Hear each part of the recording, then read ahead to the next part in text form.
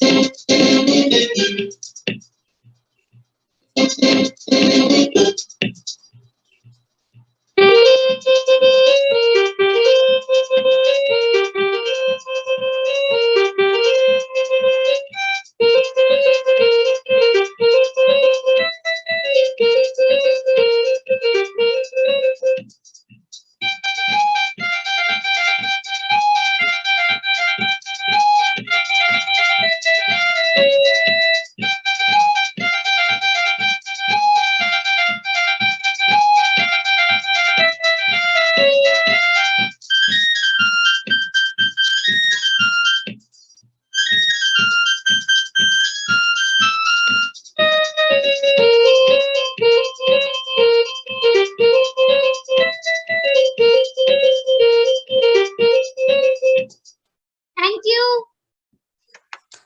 स्वागत करेंगे सबका स्वागत।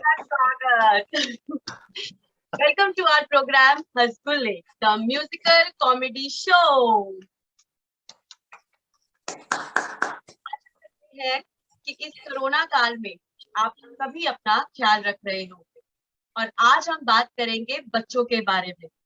तो हमारे साथ बात करने के लिए इस टाइम है डॉक्टर हरप्रीत कौर, एक चाइल्ड साइकोलॉजिस्ट है। आपका बहुत बहुत स्वागत है डॉक्टर। और हमारे सभी साथी कलाकारों का भी अभिनंदन।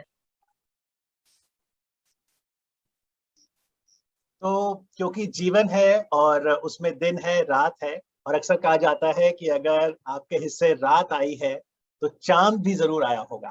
तो आइए सबसे पहले हम सभी चांद की सैर पर चलते हैं।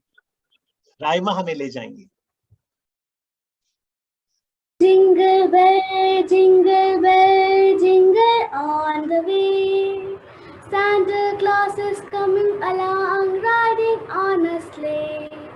La la la la la la la la la la la. Mummy, चांद का घर कहाँ है? हमें भी वहाँ ले जाइए ना। अच्छा, आओ तुम्हें चांद पे ले जाए, प्यार भरे सपने सजाए, छोटा सा बंगला बनाए, एक नई दुनिया बसाए। हो आओ तुम्हें चांद पे ले जाए,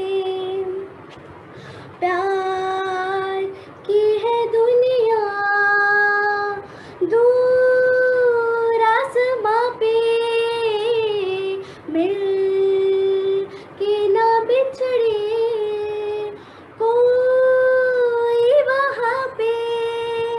ऐसे भी एक डगर है, ऐसा तो एक डगर है। हो आओ तुम्हें चांद पे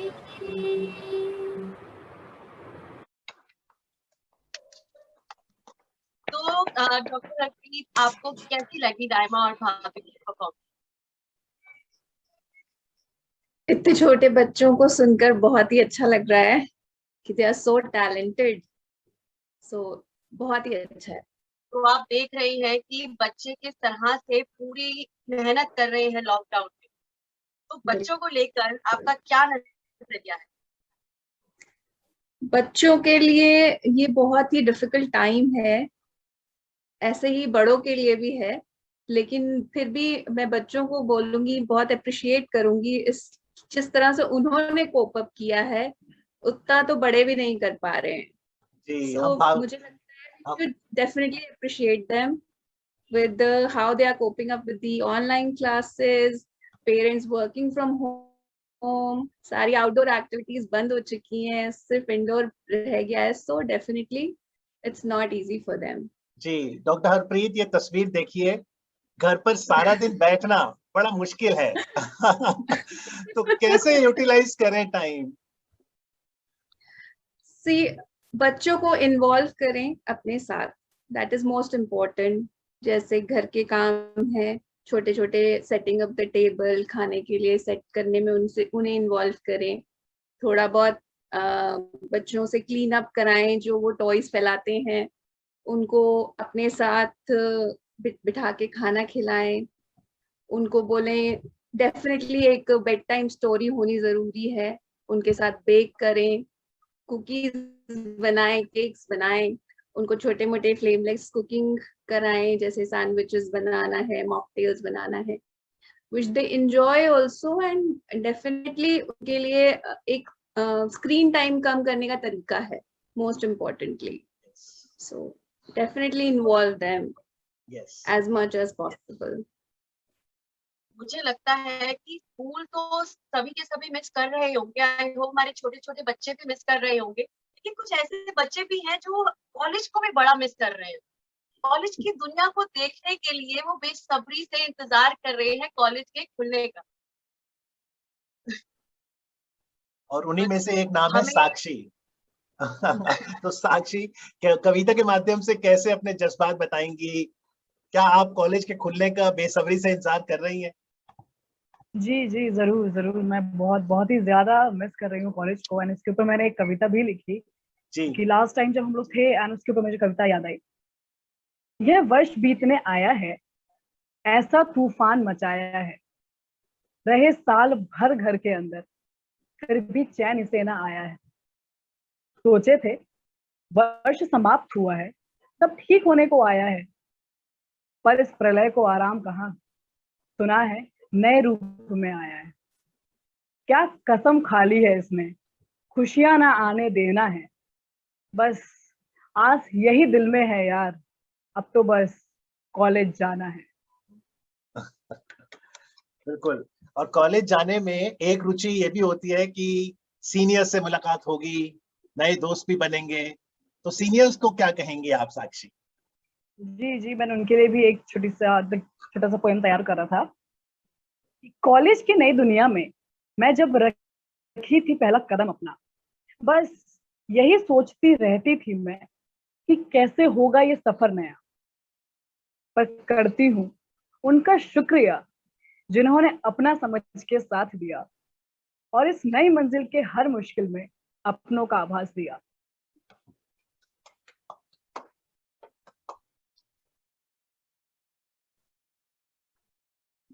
डॉक्टर साहब मेरे को एक बात बताइए, जो आजकल के बच्चे हैं, लाइक बड़े भी इस टाइम पे बहुत ज्यादा स्ट्रेस में हैं, बच्चे भी स्ट्रेस में हैं, लेकिन बड़े जो है अपनी बातों को कहकर, अपना गुस्सा निकाल कर अपनी चीजों को बता देते हैं।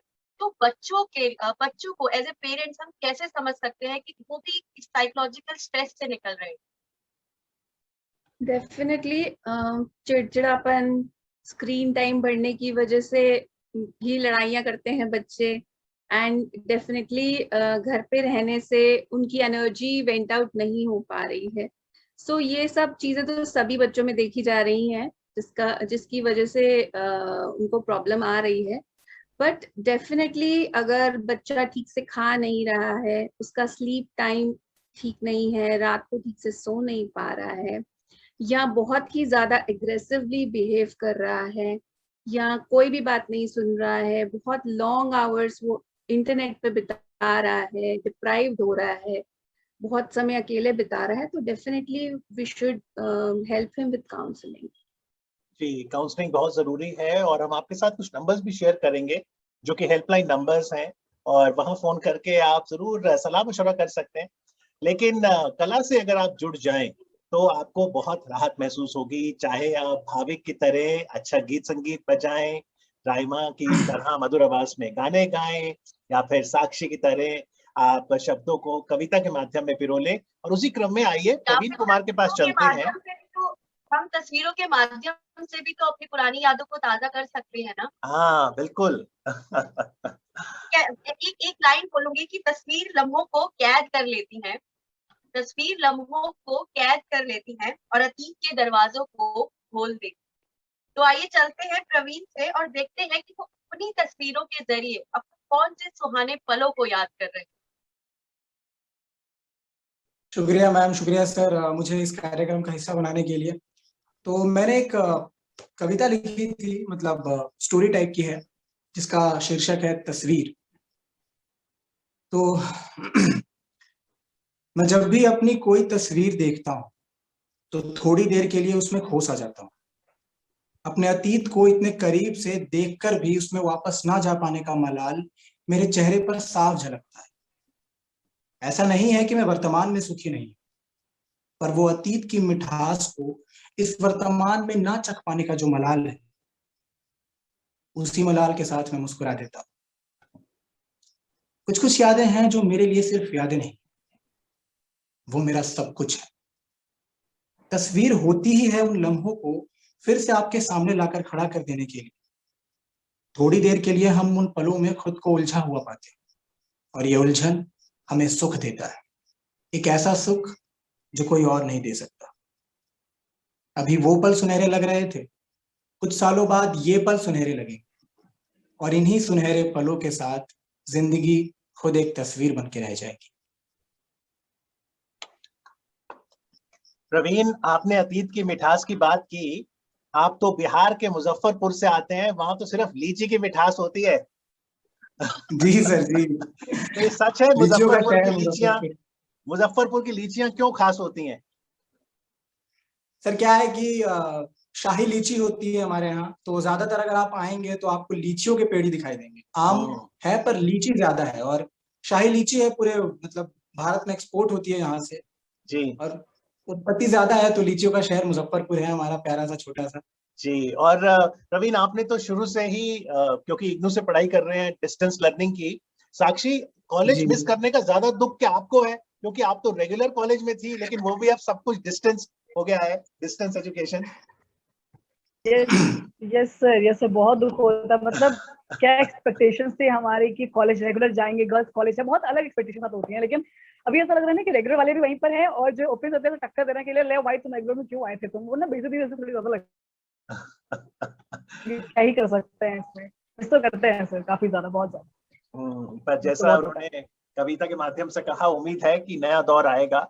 लेकिन ये जो दौर चल रहा है इसमें भी आप देखिए, और मैं चाहूंगा भाविक थोड़ा आप बताइए, आपने इतना अच्छा म्यूजिक बजाया, तो म्यूजिक सीखा आपने, कैसे सीखा? मैंने थोड़ा सा तो अपनी दीदी से सीखा, जो बेसिक्स होते हैं, और बाकी मैंने जो सॉन्ग्स है वो सोशल मीडिया के थ्रू सीखे। सोशल मीडिया के थ्रू।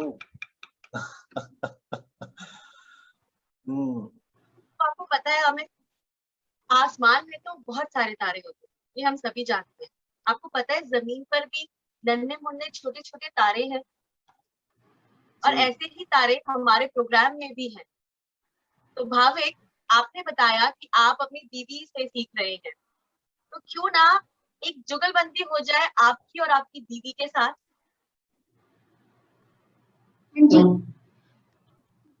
जी, तो भाविक की दीदी चित्राक्षी भी जुड़ गई हैं। हाय, थैंक यू कि आपने भाविक को भी गाइड किया। तो कौन सा गाना सुना रहे हैं आप दोनों? नमस्कार। हम तारे ज़मीं पर से माँ वाला गाना सुनाएंगे। जी। मैं कभी घबराता नहीं, पर अंधेरे से डरता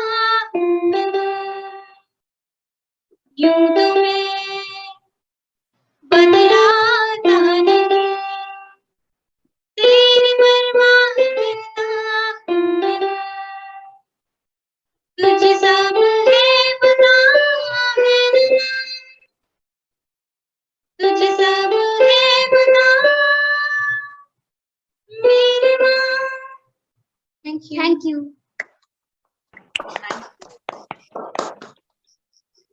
डॉक्टर हरप्रीत, मैं आपसे पूछना चाहूंगा, ये जो फिल्म आई थी तारे ज़मीं पर, इसमें हमने देखा था कि डिसलेक्सिया के मुद्दे को भी उजागर किया गया था। तो जब हम बच्चों की बात करते हैं, तो अगर कोई डिसलेक्सिक चाइल्ड है या फिर किसी को ऑटिज्म है या डाउन सिंड्रोम, क्या उनकी चुनौतियां ज्यादा रही लॉकडाउन में? हम उनकी स्पेशल केयर पर कैसे और ध्यान दे सकते हैं? देखिए, स्पेशल केयर तो डिफरेंट ही होती है, उनके लिए अलग तरीके से एजुकेशन देने का तरीका अलग होता है, उनके लिए अलग टीचर्स होते हैं। सो उनकी केयर तो डेफिनेटली अलग ही होती है, बट मोस्टली उन लोग के लिए इतना ज्यादा फर्क नहीं पड़ा होगा, मुझे ऐसा लगता है, क्योंकि most of the time they are पहले भी वो ज्यादातर घर पे ही बिताते थे, और अब उनके लिए शायद इतनी प्रॉब्लम नहीं हुई होगी। डेफिनेटली हाँ, जिनको डॉक्टर्स की जरूरत पड़ती रहती है रेगुलरली, उनके लिए थोड़ी सी मुश्किलें जरूर आई होंगी इस दौर में, लेकिन स्पेशल केयर की यस उनको वैसे भी जरूरत पड़ती है। तो और डॉक्टर साहब ये तस्वीर भी देखिए, क्योंकि अब ऑनलाइन क्लासेस का दौर आ गया, चाहे स्पेशल नीड के बच्चे हों या सभी बच्चे, तो बच्चों की वर्क स्टेशन कैसी हो, बच्चों का पोस्चर कैसा हो? बिल्कुल, आपने बहुत अच्छी बात यहाँ पे उठाई है कि बच्चों को हमेशा टेबल चेयर पे ही बिठाना चाहिए, उनको rules of the class follow करने के लिए इंस्पायर करना चाहिए, because it is very important. ये चीजें उनमें इनकलकेट होंगी, बिकॉज ऑफ कोर्स स्कूल नहीं जा पा रहे हैं वो लोग, तो वो लोग ये सारी चीजें डिसिप्लिन नहीं सीख पा रहे हैं। तो ये चीज करने से उनको बहुत हेल्प मिलेगी आगे जाकर के स्कूल के डेकोरम को मेंटेन करने के लिए। तो ये चीज हमें मेंटेन करनी चाहिए। तो ये I am a digital citizen, of course ये डेफिनेटली बच्चों के लिए ये है कि हमें उनपे, जैसे डिजिटली हम उनको पूरी तरह से तो रोक नहीं सकते हैं, क्योंकि क्लासेस ऑनलाइन है, डांस ऑनलाइन है, म्यूजिक ऑनलाइन है। जैसे अभी भाविक ने कहा कि उसने सोशल मीडिया से सीखा है, तो बच्चे बहुत कुछ सीख भी रहे हैं। तो डेफिनेटली हम उनको डिप्राइव नहीं कर सकते उनकी लर्निंग प्रोसेस से, बिकॉज ऑलरेडी अब 2 साल होने वाले हैं इस चीज को। बट आपको डेफिनेटली वॉच रखनी चाहिए कि बच्चा क्या देख रहा है, और सेफ्टी गैजेट्स यूज करने चाहिए, लाइक यूट्यूब सेफ्टी यूज करनी चाहिए कि बच्चा सेफ चीजें ही देखे। गूगल सेफ भी एक ऑप्शन है, जिससे ये है बच्चों का कम से कम, हम अगर कई बार हम उनको पूरी तरह से देख नहीं पा रहे हैं, वॉच नहीं कर पा रहे हैं, तो उनके लिए उनके ऊपर भी एक रिस्ट्रिक्शन रहे, इंटरनेट सेफ बिहेवियर उनका रहे। Because cyber crime, cyber bullying कई बार आपको पता भी नहीं चलता है कि कब बच्चों के साथ हो जाती हैं। तो डेफिनेटली अगर बच्चे का कोई बिहेवियर डिफरेंट लग रहा है, तो उससे इस बारे में बात करें, और कौन सी वेबसाइट्स वो विजिट कर रहा है उसके बारे में उससे बात करें। और कोई परेशानी लगती है तो there are forums, there are places you can report, and of course बच्चे की हेल्प हम कर सकते हैं उस टाइम पर। तो डेफिनेटली वॉच बात हम कर रही हैं, तो क्यों ये भी जानना चाहेंगे कि क्या बर्थडे भी ऑनलाइन होते हैं लॉकडाउन में? बिल्कुल बिल्कुल। बेटा आप बताओ, आपने अपना बर्थडे कैसे बनाया? मैंने अपना बर्थडे हमने घर में ही केक बनाया था, और हमने वीडियो बना के अपने रिलेटिव्स को भेज दी। अच्छा, आपने जिद तो नहीं किया था? पापा से जिद तो नहीं की कि हम पार्टी करेंगे? अगर हम करते तो पापा वैसे भी मना तो हाँ तो करने वाले नहीं थे। तो रायमा, आपने अपना बर्थडे कैसे सेलिब्रेट किया?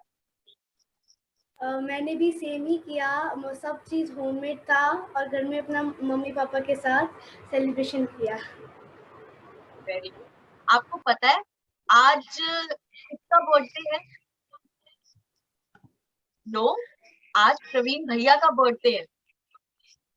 और वो, अब चलो देखते हैं कि वो अपनी मम्मी से अपना बर्थडे सेलिब्रेट करने के लिए कौन कौन सी जिद कर रहे हैं। तो Praveen, happy birthday to you. Thank you. तो बताइए आप क्या क्या एक्सपेक्टेशंस रख रहे हैं अपने बर्थडे पे? आज ना मेरे बर्थडे पे मैं अपने सारे स्कूल के फ्रेंड्स को बुलाना चाहता था, पर ना मेरे बहुत सारे फ्रेंड्स अपने अपने गांव चले गए हैं, तो किसी किसी का घर दूर है। तो जो मेरे घर के आसपास वाले दोस्त हैं वो है मेरे 5 दोस्त, मैं उन्हीं को बुलाऊंगा आज अपने जन्मदिन पर। अच्छा, तो तुम अपने दोस्तों को बुलाना चाहते हो? मम्मी, तो आप क्या चाहते हो कि मैं अपना बर्थडे ऐसे ही मना लूं घर में बैठे बैठे अकेले? अरे, पिछले साल तुम्हारा बर्थडे नहीं मनाया था, भूल गए? देखो बच्चे, सुनो मेरी बात सुनो। अगर ऐसे में अगर हम जन्मदिन मनाएंगे क्या होगा? क्या होगा? कुछ नहीं होगा, आप बहुत रूड हो माँ। ओहो, अरे मेरा बच्चा नाराज हो गया इतनी जल्दी, तुम इतना होशियार तो हो नाराज बच्चे। क्यों नहीं होगा? देख, अरे सुनो सुनो, हमारे बगल वाले बिट्टू अंकल नहीं है ना, बगल में जो बिट्टू अंकल रहते हैं, हाँ उन्होंने क्या करा, पिछले हाँ साल ना वो हाँ। चले गए थे अपने एक दोस्त की पार्टी में, ठीक है, वहां जाकर वो खा पी के मस्त आ गए, घर पे आ गए, सबके लिए केक भी लेकर आ गए, और फिर पता है क्या सच हुआ? में? क्या हुआ? हाँ, वहां पे ना घर जाके पता चला, जब अगले दिन वहां पे सबने टेस्ट करवाया तो सबके सबको कोरोना हो गया था। कोरोना पता है ना, वो ग्रीन ग्रीन कलर का अजीब हाँ, सा। कोरोना। हाँ कोरोना, सोचो। यार अब मम्मी, मान ये लो तो बहुत गलत देखो, हुआ। हाँ अब देखो, तुम कह रहे हो कि तुम अपने दोस्तों को बुलाओगे, तो मैं 5 दोस्तों को बुलाओगे। अब चलो तुम 5 दोस्तों को बुला रहे हो, ठीक है, मैं तो तुमको मना कर रही हूँ। अब मान लो उन 5 में से 4 ठीक हुए, और किसी एक के पापा ही किसी पार्टी में गए हैं, और उन्हीं में से किसी को कोरोना हुआ, तब तुम क्या करोगे? ये बोलो मम्मी, बोलो। ये क्या बोल रही हो आप? ऐसे कैसे कोरोना हो जाएगा? नहीं मम्मी, अरे ये तो बहुत गलत हो कैसे जाएगा। नहीं होगा बेटा, कोरोना दिखा के नहीं आता, कोरोना अंदर ही अंदर हो जाता, पता भी नहीं चलता, है ना? हाँ हाँ तुम होशियार हो ना बच्चे। देखो, इस बार हम किसी को नहीं बुलाते, अगली बार जो तुम्हारा बर्थडे मनाएंगे हम बहुत धूमधाम से मनाएंगे, बहुत सारे लोगों को बुलाएंगे, भर भर के चीजें करेंगे, लेकिन इस बार किसी को नहीं बुलाना, इस बार सिर्फ हम लोग, ठीक? ठीक है बच्चे, प्रॉमिस, अगले साल बुलाओगे सबको? प्रॉमिस, तुम जो बोलेगा हम वो खरीदेंगे तुम्हारे लिए, तुम्हारी फेवरेट जगह पर जाएंगे और तुम सारे दोस्तों को बुला लेना, कोई दिक्कत नहीं। ठीक थैंक है यू बच्चे? मम्मी, मैं आपकी बात समझ के, आप हाँ सही कह रहे हो कि अगर हमारे कोई हाँ दोस्त आए और किसी को कोरोना हो जाए तो हाँ बहुत समस्या हो हाँ, जाएगी। तो मैं नहीं चाहता मेरा बिल्कुल। कोई दोस्त बेचारा कोरोना पीड़ित हो जाए। तो हम अगले साल हाँ मनाएंगे। हाँ, हम अगले साल मनाएंगे, और इसी बात पे, क्योंकि तुमने मेरी बात मान ली, तुम्हें आज बर्थडे पे 5 चॉकलेट एक्स्ट्रा। ठीक, 5 चॉकलेट एक्स्ट्रा। हाँ, थैंक यू मम्मी। ठीक है ना? चलो अब, चलो चलो केक बनाने चलो, चले, सामान तो ले आए, केक कौन हाँ बनाएगा, हाँ, आ जाओ। चलो चलो चलो चलो मम्मी। चलो चलो चलो, आ जाओ आ जाओ आ जाओ। वेरी नाइस, बहुत खूब, बहुत बढ़िया। तो डॉक्टर हरप्रीत, यहाँ पर जिस तरह से एक्ट में समझाया गया, बच्चों को समझना होगा कि थोड़ा थोड़ा सेक्रीफाइस हम सभी को करना है ताकि हम कोविड से लड़ सकें। बहुत बहुत शुक्रिया प्रवीण और साक्षी, सरल तरीके से समझाने के लिए। तो डॉक्टर साहब, क्या ये जब हम कहते हैं मास्क पहनिए, 2 गज की दूरी रखिए, समय समय पर हाथ धोइए, ये कोविड अप्रोप्रिएट बिहेवियर बच्चों को भी अपनाना है? बिल्कुल बिल्कुल, बच्चों को अपनाना है। मोस्ट इम्पोर्टेंटली उनके रोल मॉडल हमें ही बनना है, जो हम करेंगे वो डेफिनेटली फॉलो करेंगे और उन्हें लगेगा कि हाँ यही सही है। सो रूटीन में उनके चीजें लाने के लिए हमें उनके साथ सेम चीजें करनी होंगी, बार बार हाथ धोने होंगे, मास्क लगा के ही घर से बाहर जाना होगा, तभी वो ये बात समझ पाएंगे। और एक मुझे इस स्किट की बहुत अच्छी बात जो लगी कि उस बच्चे की मदर ने पूरी तरह से एक्सप्लेन किया उसे कि उसे क्यों मना किया जा रहा है, एंड छोटे से छोटे बच्चे को समझाया जा सकता है अगर हम उन्हें प्रॉपरली रीजन दें कि हम क्यों ऐसा कह रहे हैं यानी और आपके लिए आप क्यों ये कह अच्छा रहे नहीं हैं है। डॉक्टर साहब कि साक्षी ने जो रोल प्ले किया वो तरीका होना चाहिए, क्योंकि कई माएँ क्या करती हैं, वो उड़ती हुई जो आती है ना चित्तर, वो तरीका ठीक नहीं है। हाँ, पर 5 चॉकलेट थोड़ी ज्यादा है। हाँ आपके ब्राइब साथ एक बात करना, बताइए, जो हम ड्राइव करते हैं अपने बच्चों को, ये कितना ठीक है? ब्राइब्स एक दिन खत्म हो जाती हैं। अगर आप ब्राइब करते रहोगे थोड़े दिन बाद आपके पास कुछ भी नहीं बचेगा ब्राइब करने के लिए। सो डेफिनेटली ये चीज अच्छी नहीं है कि आप ये करोगे तो आपको ये मिल जाएगा। थोड़े टाइम बाद बच्चे they run out, you will run out of bribes, आपके पास कुछ नहीं बचेगा। सो इसलिए ये चीज ना इनकलकेट करें, बट डेफिनेटली कभी कभी थोड़ा बहुत चल सकता है। जी बिल्कुल सही।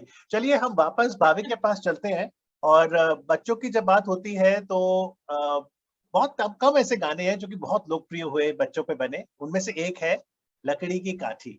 तो भाविक से गुजारिश करेंगे कि इस गीत का संगीत दें और फिर राइमा अपनी मधुर आवाज में थोड़ा गुनगुना भी दे, तो जोश आ जाए, तो शायद हम सब भी ज्वाइन कर लें।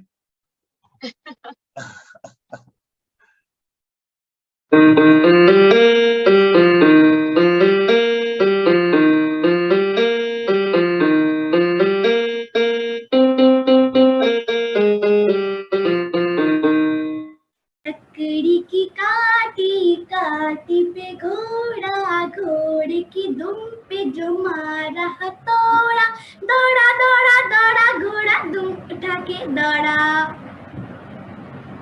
घोड़ा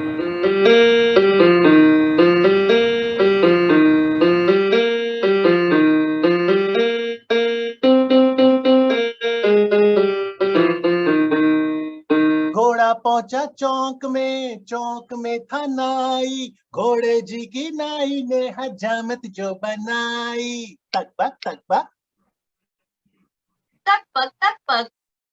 घोड़ा पहुंचा चौक में था नाई, की नाई ने हजामत यूं बनाई। दौड़ा दौड़ा दौड़ा दौड़ा दुम उठा के दौड़ा, लकड़ी की काठी पे घोड़ा, घोड़े की दुम पे पे जो जो मारा मारा हथौड़ा, हथौड़ा, दौड़ा दौड़ा दौड़ा दौड़ा दौड़ा दौड़ा घोड़ा दौड़ा दुम तुम उठा उठा के के दौड़ा। दौड़ा। अरे यार बहुत टाइम हो गया यार, गंगूबाई नहीं आई अभी तक, मैं कब से इंतजार कर रही हूँ उसका। उसने बोला था वो आ जाएगी, अभी तक आई नहीं है। कहाँ है हमारी टिप टॉप वाली Gangubai? Tip top Gangubai, Gangubai ji madam मैं आ गई। गंगूबाई मेरा जल्दी से काम करवा दो, बहुत टाइम। नहीं मैडम, मैं पहले सैनिटाइज करेगी।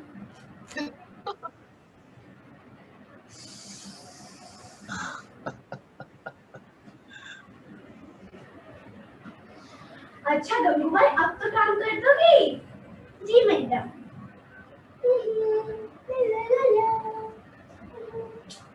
मैं तो बोर हो रही है। मेरे घर के पास ना चिंटू रहता है, वो एक गाना सुनता है, और लड़की आँख मारी। और आज तो मैं फोन भी लाई है और हेडफोन भी लाई है। तो गंगूबाई शुरू हो जाए। ओ गंगूबाई आँख मारी, ओ गंगूबाई आँख मारी। अरे मैं तो फिर से बोर हो गई, क्यों ना साउथ इंडियन मसाला लगा जाए। ड्रीमम देखपम क्रिटिकल कंडीशनम, फेस इट टॉप टू बेसम काम सूत्रम, सहीदम बंडरम वंडर मंडरम। गंगूबाई जी मैडम सारा ग्राफ चकाचक कर दिया। Thank you Gangubai.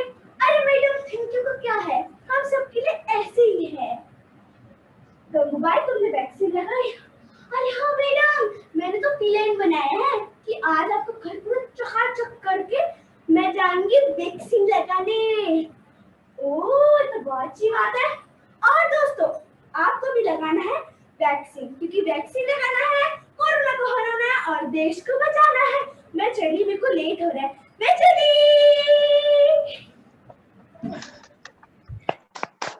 Very good ma'am. तो डॉक्टर हरप्रीत, नाइमा की इस परफॉर्मेंस पे आप क्या कहना चाहेंगे? She is very very talented.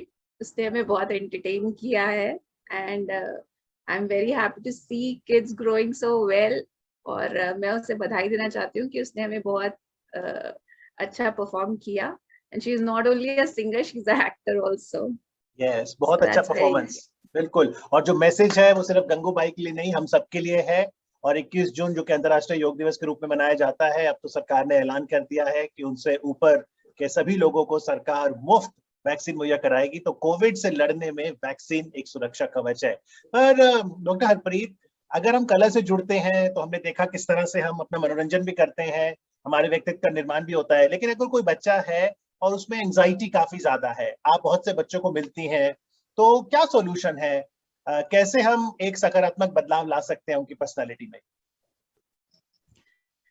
Parents को आगे आना पड़ेगा। एंजाइटी किस वजह से है वो देखना पड़ेगा, क्योंकि बच्चे बाहर नहीं जा रहे हैं, मिल नहीं रहे हैं, अपने पीयर्स से नहीं मिल रहे हैं, तो डेफिनेटली थोड़ा फर्क पड़ता है इस चीज से। एक बार अगर आप पेरेंट्स इस चीज को हैंडल नहीं कर पा रहे हैं अपने लेवल पे, एंजाइटी का कारण जानना सबसे पहले जरूरी है। अगर वो कारण पेरेंट्स निकाल पाते हैं, जान पाते हैं कि क्या परेशानी है, तो डेफिनेटली कुछ उस पर वर्क किया जा सकता है। पर अगर पेरेंट्स नहीं इस बात को सॉल्व कर पा रहे हैं, तो definitely counselling is the only way out. उसके लिए हेल्प हो जाएगी बच्चे की। जी, मैं कुछ नंबर्स भी यहाँ शेयर करूंगा क्योंकि आपने काउंसलिंग का जिक्र किया है। तो एक तो भारत सरकार की महिला एवं बाल विकास मंत्रालय की हेल्पलाइन है 181, और खासतौर पे अगर बच्चों की बात करें तो 1098 चाइल्ड लाइन हेल्पलाइन है। और जो शिक्षा मंत्रालय है भारत सरकार का, उसने एक मनोदर्पण हेल्पलाइन भी रखी है। कोई भी बच्चे, अभिभावक, शिक्षक, अगर उन्हें लगता है कि मानसिक स्थिति ऐसी है जहां पर आप अपनी बात किसी के साथ साझा करना चाहेंगे, तो जैसा डॉक्टर हरप्रीत ने कहा, जरूर फोन घुमाइए, निशुल्क सेवा है। और आप इस नंबर 844-844-0632 पर संपर्क कर सकते हैं। तो चलिए अब हम साक्षी और प्रवीण की तरफ रुख करते हैं और देखते हैं कि उनके पिटारे में क्या क्या छुपा है। तो साक्षी, पहले आप अपना पिटारा खोलो।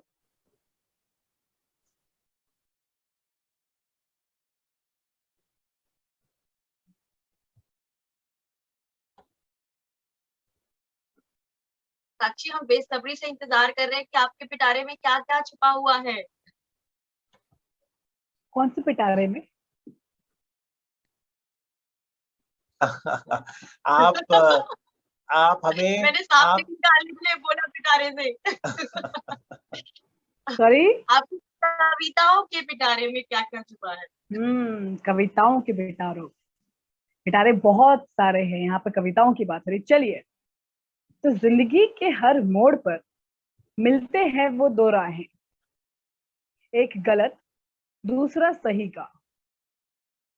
काश ए वक्त तू लौट आता फिर एक बार और देता फिर दो मौके जिंदगी को, एक गलत राहों को सही करने का और दूसरा टूटे सपनों को फिर सजोने का। ये था मेरे पिटारे। बहुत खूब। तो साक्षी, जैसे एक पिक्चर में था कि कभी भी चांस लास्ट चांस नहीं होता, आपको लगता है कि चांस हमेशा सेकंड लास्ट होता है, एक मौका और देती है जिंदगी? बिल्कुल सर, बिल्कुल देती है, बिल्कुल देती है। लास्ट चांस वाली कोई चीज ही नहीं है, हमेशा हमारे पास और चांसेस होते हैं आगे के। There is no thing called last chance. तो चांसेस बहुत है हमारे पास। कॉलेज जल्दी खुलेंगे, सीनियर से जल्दी मिलेंगे। यस सर, उम्मीद तो है सर, देखिए क्या होता है, उम्मीद तो है। तो प्रवीण, क्या आप अपनी फीलिंग शेयर करना चाहेंगे हमारे साथ? जी बिल्कुल, मैं अपनी फीलिंग शेयर करना चाहूंगा। तो मतलब ये मैंने तब लिखा था जब एक दिन मैं अपने पापा के साथ वॉक पर था, शाम को हम लोग टहल रहे थे। तो बचपन में होता था ना कि पापा की साइकिल के पीछे जब मैं बैठता था, वो साइकिल से जा रहे होते थे, तो सूरज शाम को जब ढल रहा होता तो ऐसा लगता था हमारे साथ साथ चल रहा है, इसे हम पकड़ लें। तो हमेशा मैं कोशिश किया करता था कि उसे पकड़ लूं। तो एक दिन बहुत दिनों बाद मैं जब यहाँ पे आया, अपने पापा के साथ घूम रहा था, तो सूरज था और मैं चाह रहा था कि मैं बचपन की तरह इसे फिर से पकड़ लूं। तो ऐसा थॉट आया मेरे मन में और मैंने ये कुछ लाइनें लिख दी। तो कभी कभी लगता है जैसे कल की ही तो बात थी, जब हम अपने पापा की साइकिल पर पीछे बैठकर उस सूरज को पकड़ना चाहते थे जो हमारे साथ साथ चल रहा होते थे। दिन, महीने, साल कैसे गुजर गए कुछ पता ही नहीं चला। कब हमारा बचपन हमारी जवानी में बदल गया कुछ पता नहीं चला। स्कूल से तो हम निकल गए हैं, पर स्कूल अभी तक हमसे नहीं निकला। जब भी अपने शहर जाते हैं स्कूल जरूर जाते हैं। स्कूल को देखना, वहां गुजारे उस वक्त को याद करके चेहरे पर एक हल्की सी मुस्कान आ जाती, आंखें नम हो जाती और सारी यादें ताजा हो जाती। एक दिन आएगा जब धीरे धीरे अपने भी बहुत दूर चले जाएंगे, हमेशा हमेशा मेरे पास, मेरे एहसास में मेरे साथ होंगे। तो ये लिखा था मैंने। Thank you, thank you very much Praveen. Time moves in one direction and memories in another. Let's hope together we can create joyful memories. Thank you so much, Dr. Saab. Thank you, Sakshi. Thank you, Raima. And thank you, Bhavik, for the wonderful, wonderful performances. और भाविक, आपसे अनुरोध करेंगे कि आज के इस कार्यक्रम का समापन राष्ट्रगान के साथ करें। धन्यवाद।